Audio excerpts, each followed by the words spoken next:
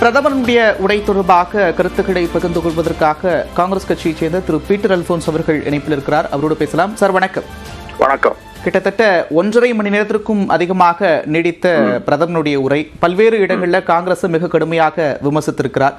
காங்கிரசினுடைய இந்த நிலைக்கு காங்கிரஸ் தான் காரணம் அப்படின்னு சொல்லியிருக்கிறார். உங்களுடைய பார்வை?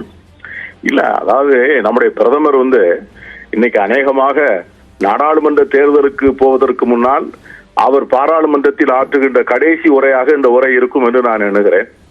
அப்படி உரையாற்றுகின்ற பிரதமர் 10 ஆண்டுகளாக இந்த தேசத்தினுடைய பிரதமராக இருந்தவர்.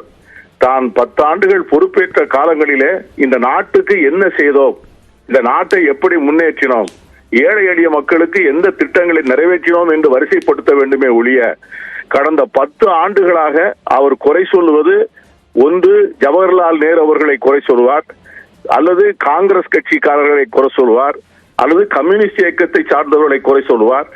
இப்படி தன்னுடைய தோல்விக்கு, தன்னுடைய இயலாமைக்கு, இதுவரை எதையும் செய்ய முடியாமைக்கு அவர் காரணம் காட்டுவது, வரலாற்றிலிருந்து ஏதாவது ஒன்றை எடுத்து வைத்துக் கொண்டு பேசுவாரே ஒழிய நிகழ்காலத்தை பற்றியும் பேச மாட்டார், எதிர்காலத்தை பற்றியும் பேச மாட்டார். ஜனநாயக நாட்டிலே யார் ஆட்சி செய்வது, யார் கையில அதிகாரத்தை கொடுப்பது என்பதை மக்கள் முடிவு செய்ய வேண்டும். அதை மோடி அவர்கள் முடிவு செய்வதல்ல.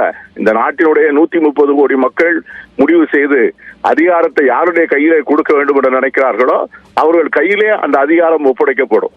3 நாடாளுமன்ற உறுப்பினர்களை மட்டுமே வைத்திருந்த பாஜக ஆட்சியும் அதிகாரத்தையும் பிடிக்க முடியும் என்று சொன்னால் காங்கிரஸ் கட்சியால் ஏன் பிடிக்க முடியாது? ஆகவே தோல்வி என்பது ஜனநாயகத்தினுடைய வரலாற்றிலே எல்லா கட்சிகளுக்கும் ஏற்படக்கூடியதுதான். அந்த தோல்வியிலிருந்து மீண்டெழுந்து வெற்றி பெறுவது என்பது எல்லோருக்கும் சாத்தியம்தான்.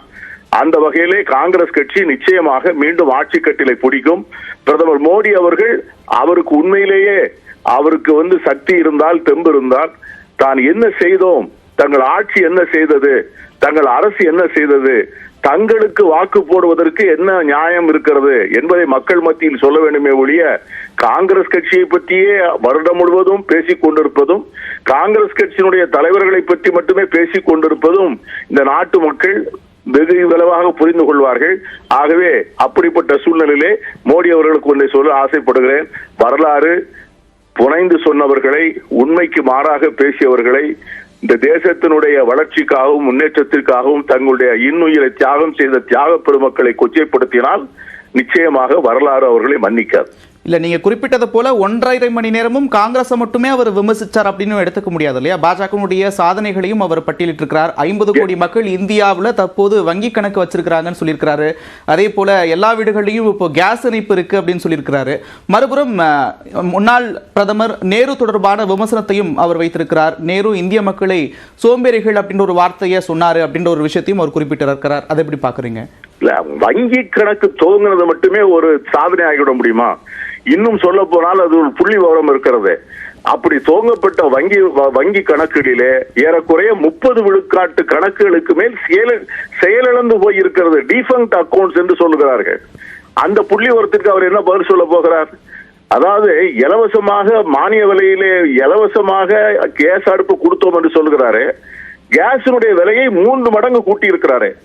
மன்மோகன் சிங் அவருடைய ஆட்சி காலத்திலிருந்து இந்த பிரதமர் மோடி ஆட்சி காலம் வரை அந்த கேஸ் விலை என்ன, இந்த சமையல் கேஸ் விலை என்ன, அந்த விலை உயர்வுக்கு யார் காரணம்? இன்னைக்கு இந்த சர்வதேச மார்க்கெட்டில் கேஸ் விலை மிகவும் குறைவாக விற்கிறது.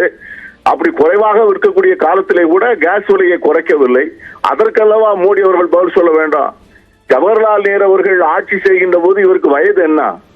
இந்த தேசம் சுதந்திர போராட்டத்திலே 9 ஆண்டுகள் சிறையில் இருந்த ஒரு மாபெரும் தியாகியை பார்த்து 252 பொதுத்துறை நிறுவனங்களை உருவாக்கி கொடுத்தார் ஜவஹர்லால் நேரு.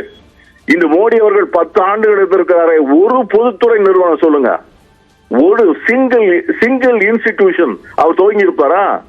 இந்த நாட்டில் இருக்கக்கூடிய இன்னைக்கு கட்டமைக்கப்பட்ட வசதிகள் அத்தனையும் ஜவஹர்லால் நேருவால் ஆரம்பிக்கப்பட்டது. ISRO என்று சொல்கிறார்கள், சூரியனுக்கும் சந்திரனுக்கும் ராக்கெட் விடுகிறோமே, யார் துவக்கி வைத்தார்? இந்த நாட்டில் LIC யார் கொடுத்தார்? இந்த நாட்டில் பெட்ரோலிய நிறுவனங்களை யார் உருவாக்கி கொடுத்தார்? இதை போல ஒவ்வொன்றையும் உருவாக்கியவர் ஜவஹர்லால் நேரு மட்டும்தான். ஆகவே இன்றைக்கு மோடி அவர்கள் என்ன செய்தார் என்பதை சொல்ல வேண்டும்.